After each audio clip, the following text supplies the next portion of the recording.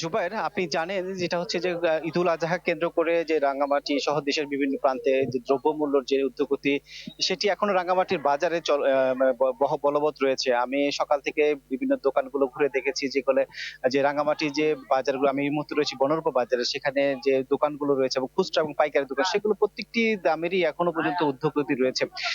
ডিম থেকে শুরু করে যদি কথা বলি, যে ডিম, কাঁচা বাজার এবং অন্যান্য যে সামগ্রী রয়েছে, সেগুলোরও এখনো দাম কমেনি এবং এই ডিমের দাম ঈদের আগে যা ছিল তার চেয়েও আরো বেশি বেড়েছে।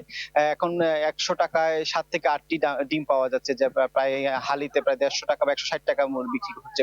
এবং বাজারিরা, যে খুচরা বিক্রেতারা বলছেন যে এখন বেশি দামে কিনতে হচ্ছে বলে তাদেরকে বেশি দামে বিক্রি করতে হচ্ছে। এখনো পর্যন্ত আমদানি কম হওয়ার কথা দোষারোপ করছেন তারা।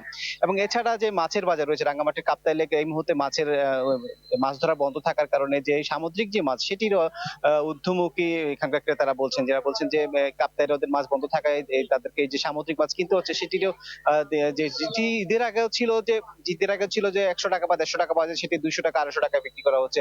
এবং ক্রেতারা বলছেন যে এখানকার যে বাজার মনিটরিং ব্যবস্থা এবং জেলা প্রশাসনের পক্ষ থেকে যদি এটা মনিটরিং করা না হয়, সেটি আসলে নিয়ন্ত্রণ করা কঠিন হবে। এবং এই মনিটরিং এর বিষয়ে তারা জোর দেওয়ার দাবিও জানিয়েছেন ক্রেতারা। জুবাইর, এই ছিল রাঙ্গামাটি থেকে বাজার সংক্রান্ত সবশেষ তথ্য আমার কাছে। জিয়া, ধন্যবাদ আপনাকে। দর্শক, রাঙ্গামাটির বাজার পরিস্থিতি জানাচ্ছিলেন সহকর্মী জিয়াউল হক। নগদের কাছে সব গ্রাহকই প্রিয়, তাই তো সারা দেশে ক্যাশ আউট চার্জ সবচেয়ে কম।